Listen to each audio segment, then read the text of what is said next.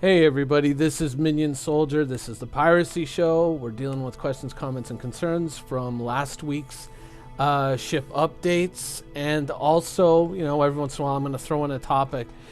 But I want to start off with a topic because there was something that we were talking about in our org on Sunday, I believe it was. Sunday or Saturday.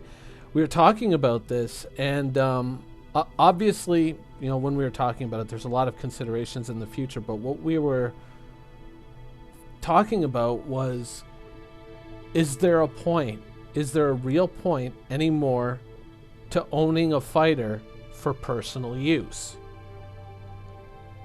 Now, before, you jump one way or the other, what I was thinking of, and this is what I was kind of trying to articulate on Sunday, was if I own a Caterpillar, or if I own a Reclaimer and I'm going out there and I'm doing my thing, would it not simply be easier to just put a couple of NPCs and Buccaneers and just say, guard me? Go, if enemies come up, just go mess with them. Now, there's a lot of considerations in there in terms of, how easy is it going to be to direct your wingmen, supposedly. Could it be something that you could do over voice command? Like you can just say, you could designate them possibly into a group and say, red leader, attack this target, designated target Sierra 11. And you just mark a target with a marker, Sierra 11, and they just go after that target and all the enemies around there and just mess them up. And, well, not mess them up, but just, as much as NPCs can, just to mess around with them and just to complicate any type of attack on you to where your guys can get in the turrets and then properly mess them up. Something like that. That's, it was kind of one of the things that we were discussing, but, in discussing it, we were kind of saying, we need to know more about the command system, about the wingman command system. How robust is it going to be? How much detail is there going to be in that system? But that's a question that's been coming up, in the back of my mind a little bit lately. Is if you have the means to go beyond a fighter, like to go to say like a Cutlass or a Freelancer, or up and up and up, beyond certain things like using a saber to infiltrate someone's territory, or a ghost, or like a specific op where you need a fighter, day in day out, is there really a point to having a fighter for personal use beyond those little odds and ends here and there? That's the question that I find myself asking right now. It seems to me like fighters are just a little too delicate. Some of them, at least, a little bit too delicate. Of course, we were playing around with Buccaneers, and we found out firsthand that apparently Buccaneers are broken and you can just ram people and take no damage and kill them in one shot, which was less than fun, but apparently that's a thing right now. So if you have a Buccaneer, go out and ram somebody until they fix it. But anyways, yeah, that's just a thought, just something to think about. I'm not going either way on it, because obviously there's a lot of development between now and the point where you would have to make that decision. But that's something that I've been thinking about. Is, it seems almost like flying fighters in the day in, day out, when you're not using them for a very specific purpose. It seems like that would be more the role of the disposable NPC pilot. You know what I mean? Anyways, so food for thought. All right, let's move on to questions, comments, and concern.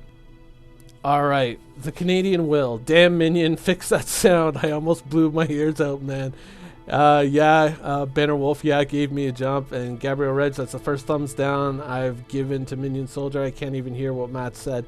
Well, the way I have my volume set on my computer, that's it. To me, it sounded just right. It just enough to kind of give people a bit of a jump, but at the same time, just to kind of get that point across from that moment. But yeah, I'll be a little bit more careful in the future. Sorry. All right. How Chen New. Now they need to change the freaking size of the Endeavor's hangar module, and are any usernames left adds to that, which would be good for freelancer owners as well. Yeah, that's a very good point. Are any usernames left? I had not considered that the Endeavor has that hanger module purpose built for a Cutlass Red. If the Cutlass gets bigger, therefore the hanger module has to get bigger. So potentially there are other ships that could now fit into that hanger module. That's a really good point. That could raise some interesting possibilities. I mean, you could technically have an Endeavor. I mean, if you could, let's say, go at least as far as a freelancer, you could have like a freelancer Miss or something like that as a deployable ship and not just a Cutlass. Good catch, man. Good catch. That's a good point.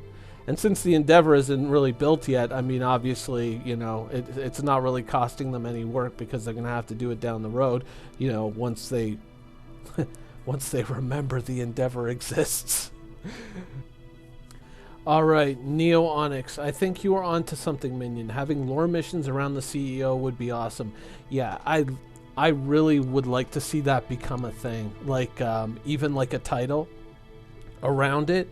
Sort of like, for players who are on the legal side who are going to protect that reporter, they could get a title like the Lawman or the Protector, and the criminals could get like a title like the Assassin or something cool like that, and maybe like a nice piece of cosmetic gear that would be available for a certain time, but then after a while might not be available again. I know that sounds a little bit prickish, but as somebody who in World of Warcraft has the Undying title and rarely fails to display it, it's a nice thing to have, especially since you can't get it anymore. It's a nice thing to have. I would like to see that. Also, do you have a Patreon or something yet? That's kind of a topic in and of itself. I have reserved a slot, like with the Minion Soldier username on Patreon, and I considered doing that, but the problem is I would have to go back and explore it some more. But what I couldn't see was the ability to limit donations in size and frequency, because to be perfectly honest, when I'm making videos about Star Citizen and stuff like that, which really the only videos I'm making right now, there really isn't enough game to produce worthwhile content on a daily basis or like an every other day basis or something like that. Like if you look at games like, say, World of Tanks or World of Warcraft or War Thunder, anything like that, there's a million games out there. There's so much to do in those games. There's so much to see. And even here, like, I'm doing missions in the background, but we all know these missions by heart, right? Like, we've all done these missions 100 times, and I'm only doing them to get, I think I've already gotten the pirate set of armor, but this is just background footage. There's not that much to do in Star Citizen, and what there is a lot of it is, and I'm not saying it as a criticism, but a lot of it, it's very early stages, so a lot of it's broken. There's a lot of disconnects, and so I don't really feel that there is enough here to produce enough worthy content to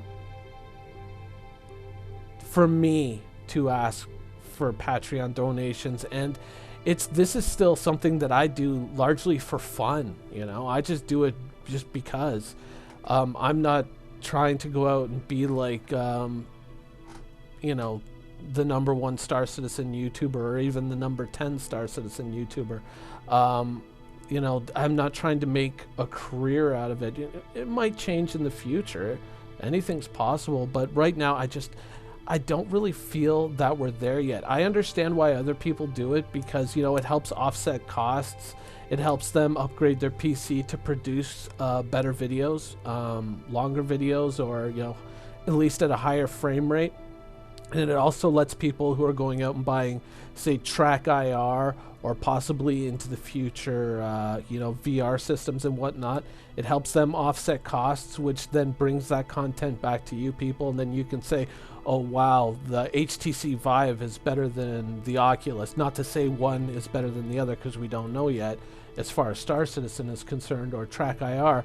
Like the Noobifier did a video just recently showing everything you need to know about Track IR in 5 minutes. So if he has a Patreon, you feel like donating. I mean, that guy spent that money and put that whole setup together to show other people, the benefits and the all that stuff. So to help him offset the cost, that would be something that I would consider supporting.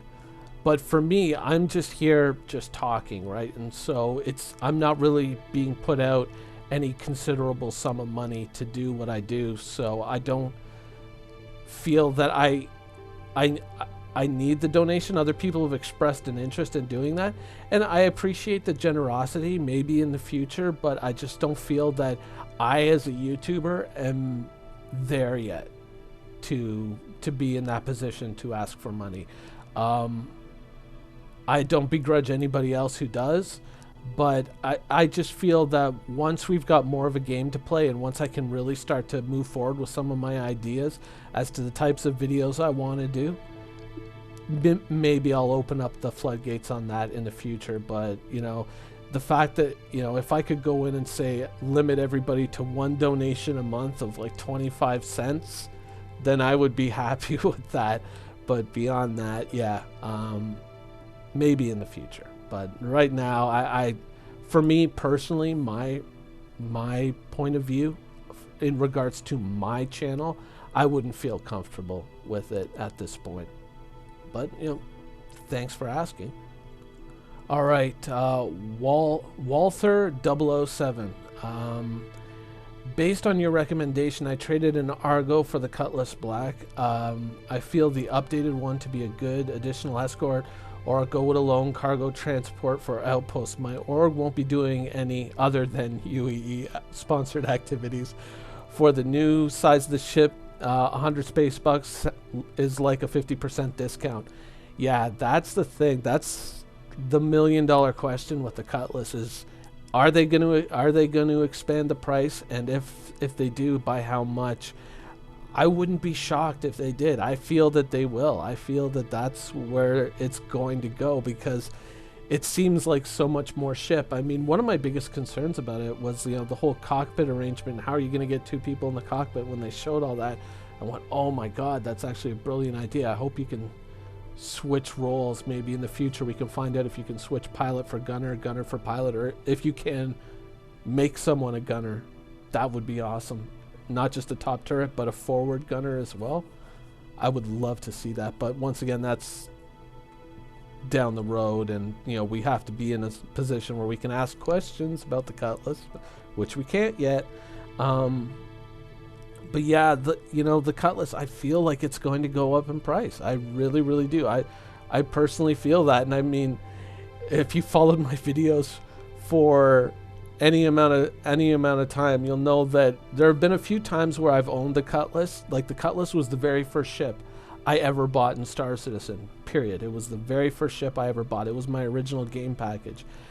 And I had since gone from that ship to a small plethora of vessels, but I've never really ever gotten rid of the Cutlass. I've always loved the Cutlass, even though, like, a long time ago when the Cutlass was obviously the point of controversy, my commentary on that was that the Cutlass is not the vessel that was promised. And obviously I'm glad the Buccaneer came in and filled that role. TBD. But the Cutlass nonetheless was a good ship. And I mean, we were talking about this on Sunday, and we were saying, like, one of the questions I wanted to ask with the Cutlass is, if it's got those sliding doors on the side, is it possible that you could maybe mount a size 1 gun and just have like a door gunner for like ground operations, kind of like a proper Huey Cobra, or not a Huey Cobra, but a proper UH-1 Huey dropping off troops and stuff like that. That would be awesome, or like a rear door gunner or something like that. Who knows? Possibly in the future. I know if I was a developer on Star Citizen, I'd be asking those questions. Possibly asking questions about parachutes too, and being able to do halo jumps with your ground troops. That would be awesome as well. But I don't know. We'll have to find a place to sneak that one in. But yeah. Oh, sorry, I skipped over Richard Phelps. Is the Cutlass Black still going to be $100? And I guess this relates to what Walter 007 was saying. Yeah, that is the $1 million question. But right now, considering what you're getting for that $100,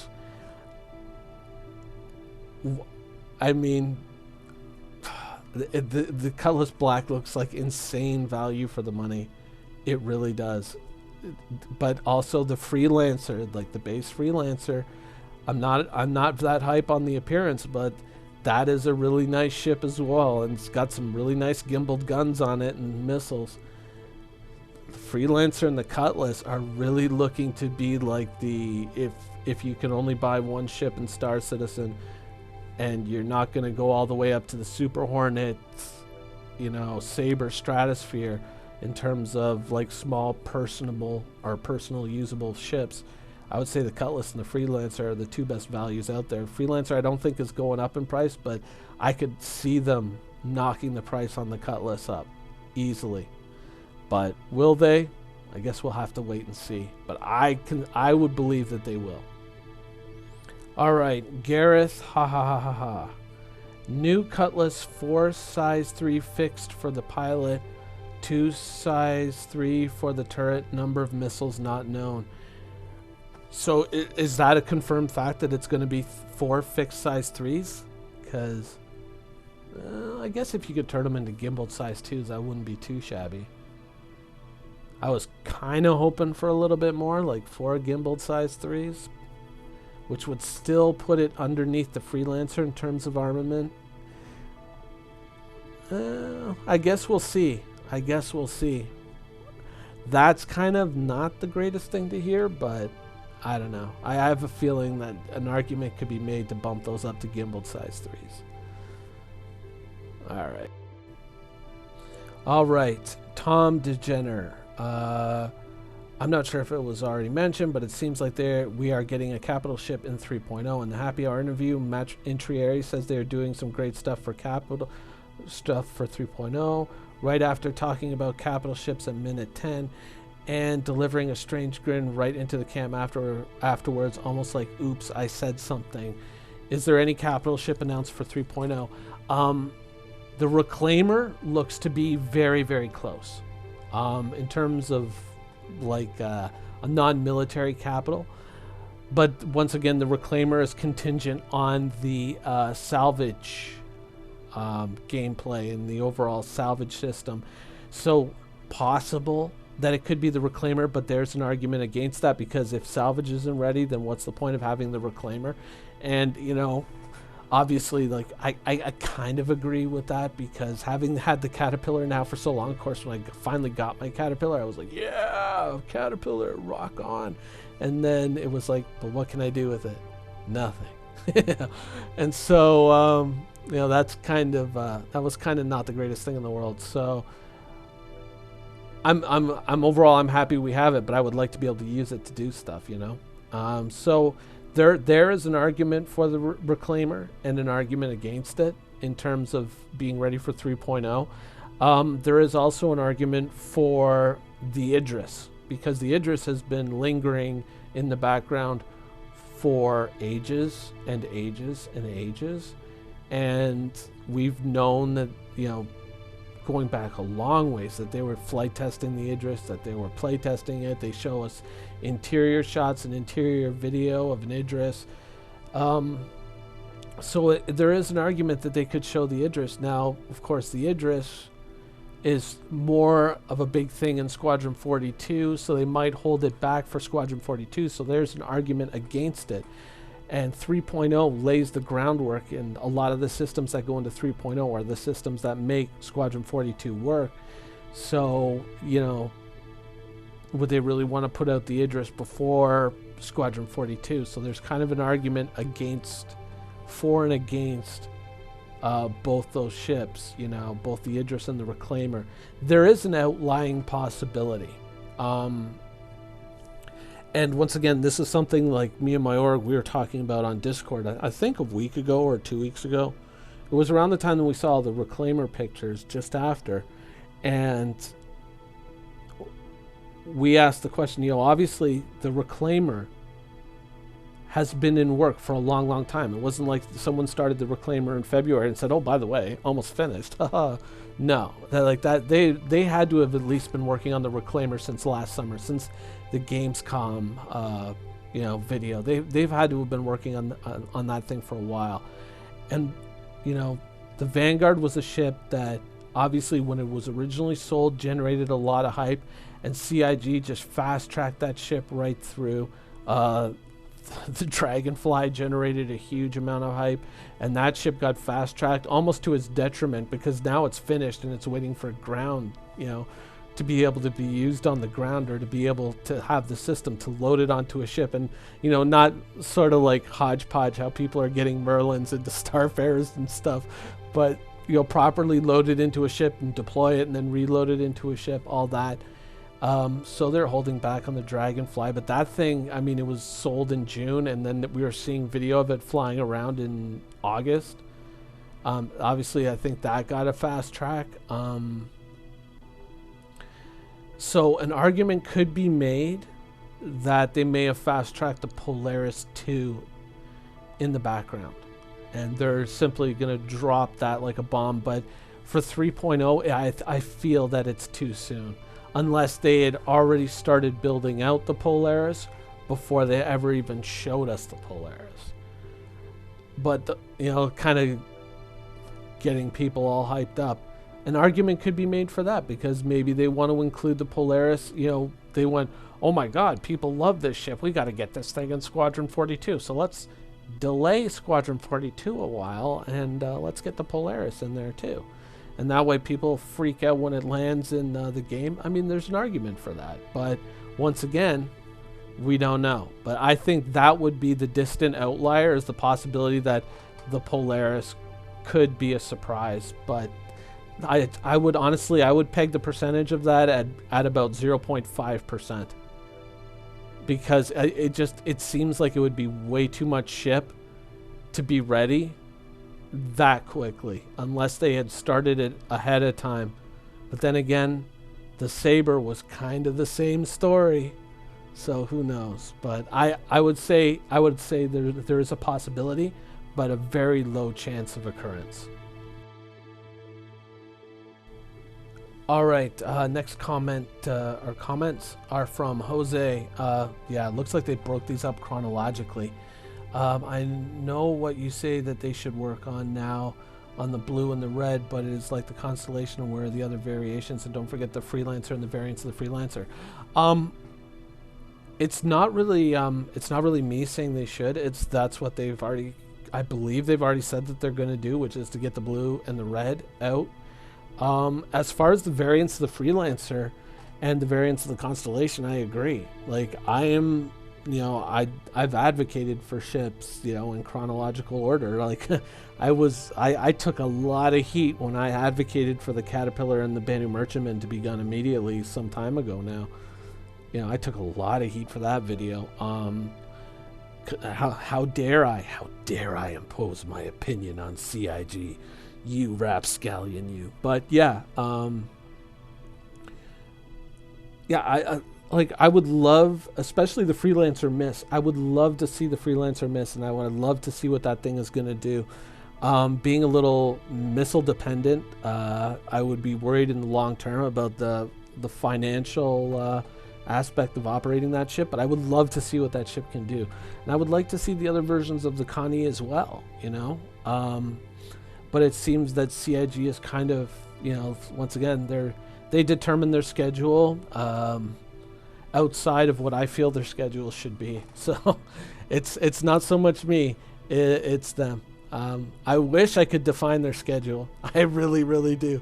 It would make these videos so much more fun. But possibly lucrative if I knew what no one else knew. But yeah, I agree. I think the freelancers and the Connie should be getting finished and getting closed out, especially like that Constellation Phoenix. I mean, I know there's a lot of constellations out there, but what people paid for that thing, I mean, come on. Like, these poor bastards who paid for the Phoenix and wanted their hot tub, and this, how much longer is this going to go on? Or the 890 Jump's another one. 890 Jump, that's been lingering for a long, long time, but, it's up to CIG. It's not up to me. All right, Ravenous, Devin Sharkey. Or an info running mission, good guys steal. Okay, so this is in regards to the CEO mission I was talking about. Or an info running mission, good guys steal information on purchasers of Drake ships from Drake Industries. Bad guys respond to such a heist by reporters by substituting in false purchaser data and erase the stolen data. Yeah, that's a good point. That could be like the bad guys could go in with a Herald, and the good guys could go in with what's the Reliant, the Reliant version. That's the news reporter version. The one with the camera on it. One sec. Yeah, there it is. The Reliant Mako, which is the news van variant of the Reliant. Aren't they supposed to be getting those done at some point in the near future? I can't remember. I would have to go back, but yeah, that ship as a news van, kind of like doing a paper chase or like a Woodward and Bernstein type thing with that ship. That and kind of being the expose reporter, that would be cool. And then the bad guys working out of a Herald, maybe unique skins for both ships. That's a possibility. I think that would be cool. That's a good idea, dude. That's a pretty damn good idea. All right, Ravenous Pathogen. It would be awesome if we could have both versions in game at different price points. I would like to see in the future a possible revisit of the original Cutlass. Honestly, I mean, it has such a storied history. I think with some improvements, it could be made into a very nice ship, possibly with some rearrangement of the hull, maybe taking out a large portion of the cargo area and maybe kind of rearranging the space a little bit and kind of cutting it down. You could turn it into a Drake heavy fighter with a little bit of cargo space, a gun rack, and maybe a little area to smuggle, but something much smaller and more compact than a Cutlass. I know there's one other name in the Drake lineup that we haven't seen yet, which is the Marauder, going all the way back to 2013. That was a name that they announced for a Drake ship, but that has never materialized. Maybe that's a possibility. Nice quad-mounted chin turret that the forward gunner could control while the pilot sits in the high seat and flies it. I don't know. All right. Next question. Bort Henderson. Having the choice of which seat is the pilot makes zero sense. Why on earth would you want to have that as an option to swap? Silly idea. Okay, and are any usernames left applied to it or replied to it? And X-Hammy did. And those are basically both very good answers and very excellent illustrations of the counterpoint and why that actually is something that is important. But I'm gonna kind of go in a bit of a different direction to try and explain it, because I think that it's a very difficult thing to explain things like this, and I find that it's unfortunately it's one of these topics that in order to know you would have to know type thing. Like, here's an example. All right, look at just about every single modern attack helicopter in use around the world. Think of those, except, well, obviously the new Russian one. What is it? The Crocodile. That's where the pilot and co-pilot are side by side. But just about every modern attack helicopter is pilot in the rear, gunner in the front. And so basically that arrangement gives you is the pilot has an overview of the entire battlefield. The pilot has a broader view, so he has situational awareness. He can see threats coming from many different directions. And so he has to be aware of his position on the battlefield, his potential threats, his potential exposure to enemy fire, all these things, while the gunner sitting down in the front is managing the targets, is managing the job of destroying the enemy.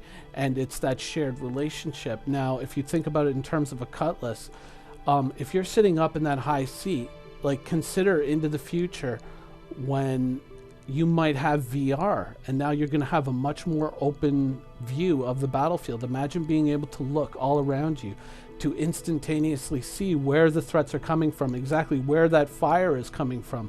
Like, let's say you see fire coming in from your left, you see something sparking off your shields. If you can kind of see where that guy's position is, then you can know if you want to jink up or jink down to kind of break his targeting or kind of move out of his line of fire.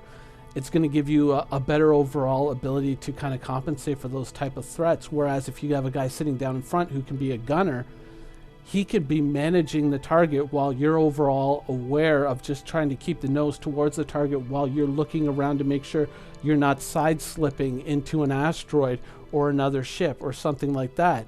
And so these are things that I think that the community isn't fully appreciating yet, because they're kind of intangibles, because they don't have VR and they don't have these things. But there are other people like myself who are looking at these things and who are considering this. And I think that it's something that is very important, but it's also, for a lot of people, it's an intangible, and it's something that they're not really aware of yet, because they might not have the life experience that others do, so they might not understand the importance of these things. It's sort of like just about every modern fighter flight sim. When your character or you are sitting in the cockpit, you see this big array of dials and switches and all this stuff in front of you, and you go, oh my God, it's so authentic. I can see everything. I can see out the windows, I can see my altimeter, I can see all of it. It's all beautiful. And that's what that is actually those views that you see in the cockpit, almost down to the very last one, are all false. They're all a false perspective. And if you've ever sat in a real fighter plane, even like a vintage World War II one, like a P-51 Mustang, if you've been to an air show or an air museum where you've been lucky enough to actually sit in one of those things, you understand just how false those games are and how false the perspective is. But a way that anybody can understand what I'm saying is, if you're driving your car down the road, and you're driving and you're looking down the road, down the horizon, without taking your eyes off the road, read your odometer. Read, tell me exactly how many RPMs you're doing without taking your eyes off the road. You can't do it. You're aware of it's there. You can perceive your dials, your gauges, and all your switches and buttons. You can perceive them all, but you can't really read them, right? It's sort of like if you're looking straight ahead, but you lay out a book on the table, you can't read the book until you look down at the book. And it's the same thing in a fighter plane. You can't read your altimeter until you glance at your altimeter. You're aware that it's there, but to really read it and to get that detail and that information, you have to look down at it. Whereas in a lot of these video games, they present everything as readable within this little square of a screen that you have. And so it's a false perspective that a lot of video games unfortunately rely on to try to augment realism by actually destroying it to a large degree, because there's never been the tool to allow you to look down or look up or do any of that. So they had to squeeze everything into that false perspective. And to a certain degree, Star Citizen does that as well with the MFDs and all that. Like, they're putting in they've taken all the information out of your heads-up display and put it down in these MFDs. And you see these things, or these people are looking down, and now they're flipping switches and stuff. And the truth is that unless you have VR, how useful is that going to be in combat when you're fighting somebody and you have to look down at an MFD to adjust your shields or something like that? It really wouldn't make sense. So It's something that I think the community is going to become very aware of once the ships cost money and missiles cost money and losing everything costs a lot of time. I think it's something that the community is going to be acutely aware of, but it's something that there isn't enough game yet for a lot of people to perceive that problem yet, but it is there. And that's kind of why I advocate for things like this and even cockpit views and stuff like that. All right, Jez MCM. I'd like to see the Cutlass Blue and the Red next to see what we can mix and match between them, but I don't think we will until they have sorted out the mechanics. All right, well, the Cutlass Red, once you have basic medical functionality in Star Marine, then I think technically you could implement that on the Cutlass Red if you had the assets and the medical beds and all that. Then it wouldn't be that big of a problem. And for capturing like NPCs in the Cutlass Blue and then putting them in the jail cell to deliver them to jail, they could be, I guess, treated like cargo, like inert cargo until you deliver them. But in terms of like player interactions, I think the Red would be easier to implement once they get basic medic into Star Marine. But in terms of the jail mechanics for players and the Cutlass Blue, it depends, how they want to work things out and how long you can hold someone in a cell, or do they, as soon as you capture them and you throw them in the cell, then it's automatically assumed that you delivered them and they wake up in jail, and that way you can't just hold someone hostage forever in your ship's jail cell. Like you would have the impetus to deliver them to jail, and because they would already be respawning in jail from their perspective. So yeah, it depends. We'll see. I'd like to see them. Because once again, I mean, whether you like the Cutlass or not, it's just one more ship that's ticked off the list, and then the next one can get started, right? Glass, exciting times. Very much so, dude. Very much so. 3.0 is the thing that everyone's talking about and everyone's looking forward to. And I wish it was next week, but I know it's not. I think once we get to the point where 3.0 delivers, there's going to be a lot of background footage of me just cruising around on planet surfaces in my Dragonfly. It's going to be a lot of fun. All right, Chase Bossert or Bosser, RIP headphone users. Sorry, I'll be more careful in the future. All right, Jacob Davies. Why are people so excited about space combat? In my opinion, it's always the same thing. Two ships flying at each other. They go past each other and turn around and turn on the spot and do this stupid little tight circle over and over until one dies. And this always happens. I don't know why.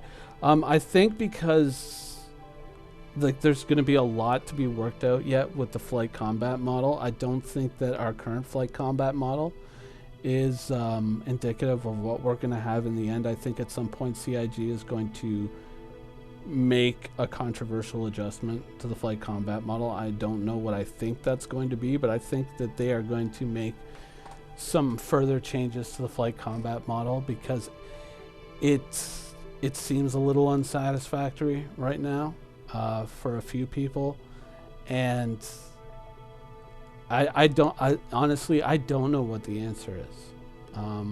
I would not argue for World War II fighters in space, but at the same time, like the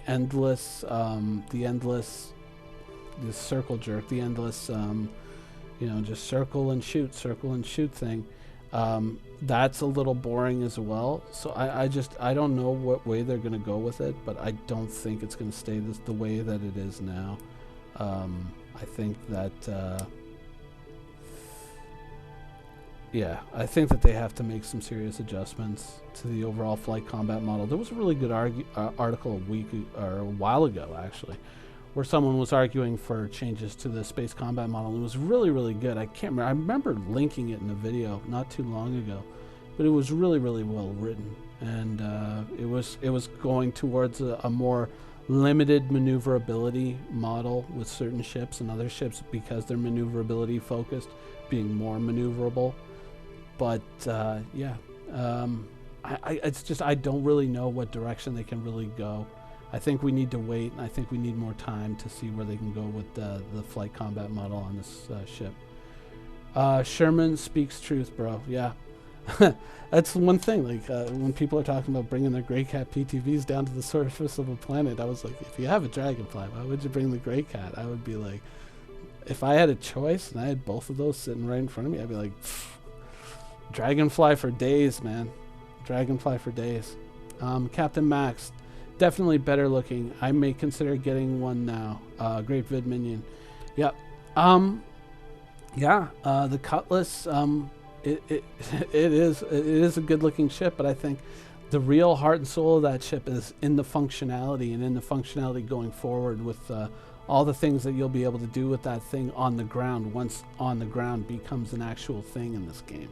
I think that those values are going to be, much greater, and that's kind of why, when we're talking about the Dragonfly not having a gun rack, not having just a little wee bit of cargo space on it, why that's actually like kind of a big thing. Because it's something you may not perceive now, but in the future, I think people are going to be like, damn, I wish I had some cargo, but no.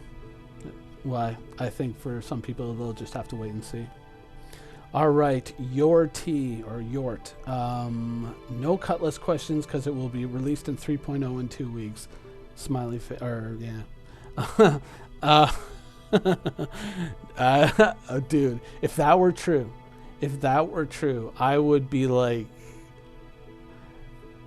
I would lose my friggin' mind if 3.0 were next week.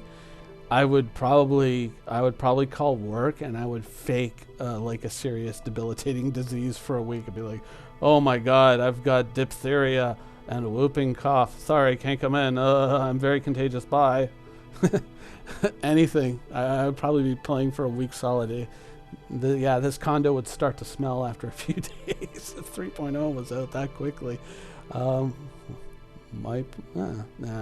I don't think it's going to happen, but it would be cool if it did. All right, Our Graceful.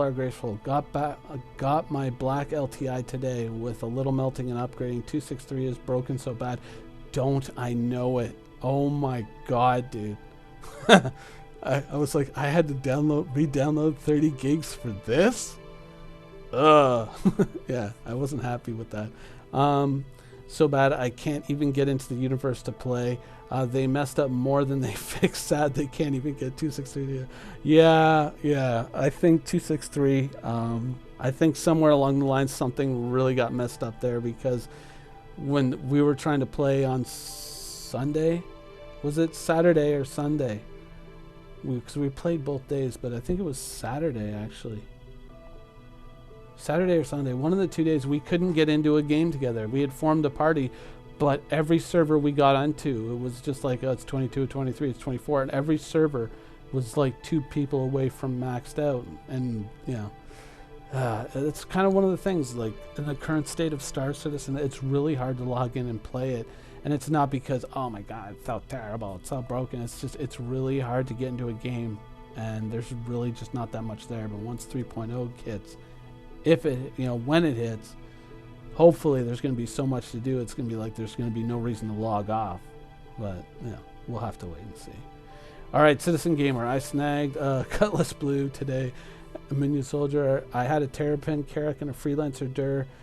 Too many exploration ships, so now the Dur is a Cutlass. Good call. Good call on that. I would definitely keep the Terrapin.